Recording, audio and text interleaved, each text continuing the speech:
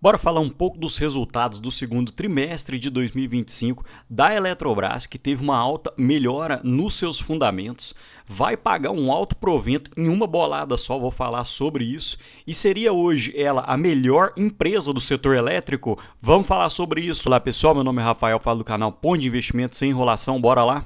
Começando pelos destaques do segundo TRI de 2025, o pagamento de 4 bilhões de reais em dividendos, mas esquece isso aqui por enquanto, vamos falar sobre isso num slide à parte que eu quero dar um foco maior sobre os proventos. Uma margem de geração que cresceu 21% versus o primeiro TRI e 16% versus o segundo TRI de 2024, mitigou a queda na receita anual permitida, também vamos dar um destaque sobre isso. O empréstimo compulsório teve uma redução de 1,2 bilhão, atingindo 11,9 bilhões, e para quem não sabe, desde que a Eletrobras foi privatizada, ela tem esse empréstimo compulsório negociado com o governo, e os investimentos que cresceram em 116% versus o primeiro TRI de 2025, com destaque para a aceleração nos investimentos de reforços e melhorias, que impacta diretamente as receitas da Eletrobras, e a conclusão do primeiro projeto adquirido em leilão após a privatização, que é o projeto Caladinho, reequilíbrio econômico-financeiro da Transnorte Energia, que encontrava-se com uma inadimplência muito elevada, e dentro da alocação de capital, o descruzamento de participações da Copel e a aquisição da Eletronet. Falando um pouco do resultado financeiro, para poder fazer uma diferenciação, o IFRS são normas internacionais para elaborar a demonstração financeira, porém normalmente a gente utiliza mais o regulatório, que é regulamentado pela ANEEL e desconsidera os efeitos da inflação dentro das receitas da empresa. Mas quem quiser que eu explique um pouco mais sobre isso, me fala que faço um vídeo à parte. Então, falando um pouco da receita bruta ajustada no ambiente regulatório, ficou praticamente em linha, crescendo em 0,7%. E a própria Eletrobras destaca que a receita bruta regulatória houve um aumento de 635, que refletiu a estratégia de comercialização de energia, que foi um dos pontos fortes do resultado do segundo TRI de 2025, porém também houve a queda de 651 milhões na receita de transmissão, explicado pela receita anual permitida e pela parcela de ajuste mais baixa no ciclo 24-25. E dentro desse gráfico fica bem explícito o reajuste anual da RAP e também os efeitos da parcela de ajuste dentro da receita da Eletrobras. Percebam que a RAP no ciclo 24-25 era de 16,9 bilhões, houve um aumento reajustado pelo IPCA e de reforços e melhorias, porém a RBSE, componente financeiro, atingiu de uma forma muito brusca na Eletrobras, uma queda de 1,3 bilhão dentro dessa receita. Então houve uma queda de 2,62% na RAP ciclo 25-26 e a parcela de ajuste também uma queda de 467 milhões, totalizando uma RAP mais uma PA de 16,071 bilhões. E houve também uma queda no EBITDA regulatório de 8,6%, saindo de 6 bilhões no segundo TRI de 2024 para 5,5 bilhões no segundo TRI de 2025, principalmente por causa da queda do resultado de participações societárias de 834 milhões pela remensuração regulatória no componente financeiro da RBSE na ISA Energia. Tem vídeo aqui no canal falando só sobre isso, explicando um pouco mais sobre esses impactos dentro da ISA Energia. E também uma parada de manutenção programada em Angra 1 na Eletronuclear, que impactou diretamente no EBITDA e na receita da Eletrobras. E a indenização recebida pela Eletrobras através da RBSE houve um impacto muito grande, uma redução de cerca de 20% dentro da receita, que passou a ser de 5,5 bilhões para os próximos 3 ciclos, o de 25-26, o de 26-27 e o de 27-28.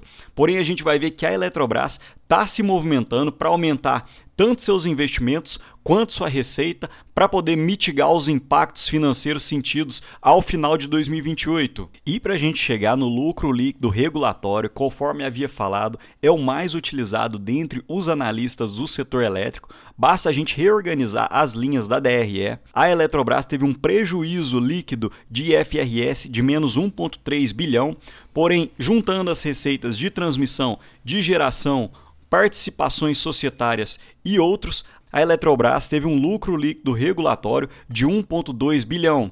Outro ponto forte dentro dos resultados do segundo TRI de 2025 da Eletrobras foi o ótimo controle de custo que a empresa conseguiu fazer dentro desse ciclo. Então percebam que os custos com PMSO, que seriam pessoal, material, serviços e outros, houve uma queda de 4% versus o segundo TRI de 2024 e também uma queda de 4% versus o primeiro TRI de 2025, com destaque porque a Eletrobras conseguiu reduzir em todas as suas linhas, tanto com pessoal, quanto com material, quanto com serviços e outros, conseguiu ter uma redução em todas as suas áreas.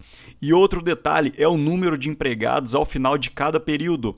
Desde que foi privatizada, no quarto TRI de 2023, a Eletrobras contava com 8.328 colaboradores e atualmente conta com 7.129, uma queda de 14% no período. Então a Eletrobras ainda destaca a redução de 15% de gastos com o pessoal, comparando o segundo TRI de 2025 versus o segundo TRI de 2024, enquanto o IPCA no período foi de 5,35%. E eles ainda aguardam uma redução dentro do PMSO ainda para o segundo semestre.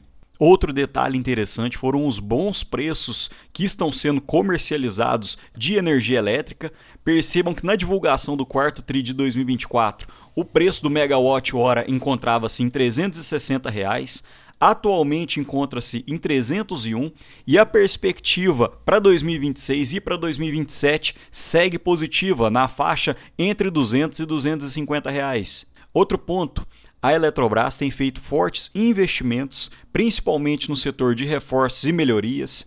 No segundo TRI de 2024, investimento total de 2 bilhões de reais. No primeiro TRI de 2025, houve uma queda para 900 milhões de reais.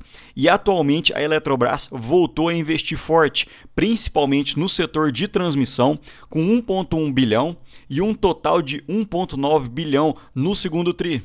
Agora falando um pouco de proventos, a Eletrobras anunciou 4 bilhões em proventos que devem ser pagos no dia 28 de agosto, o que daria R$ 2,43 por ação preferencial classe A, que é a ELET 5, mas ela praticamente não tem liquidez, R$ 1,93 para a ELET 6, que é a ação preferencial B, e R$ 1,75 para a ação ordinária, ELET 3. E esses proventos giram na ordem de 4% para a ELET 6 e de 3,9% para a ELET 3, ação ordinárias.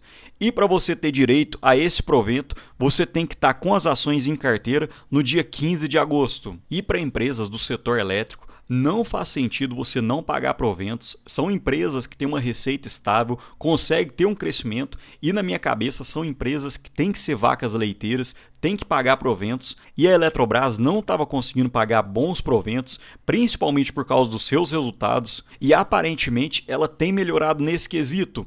Percebam que desde meados de 2023, quando a Eletrobras foi privatizada, começou o início de alguns pagamentos de proventos em abril de 2024, depois em dezembro de 2024, em abril de 2025 já pagou cerca de 11 centavos, mas um dividendo bem baixo, porém agora acabou de anunciar esse 1,93 por ação e provavelmente ainda deve anunciar mais um provento para o final do ano. Fiz um leve ajuste aqui no slide. A Eletrobras paga proventos normalmente em agosto referente ao primeiro semestre e em dezembro referente ao segundo semestre.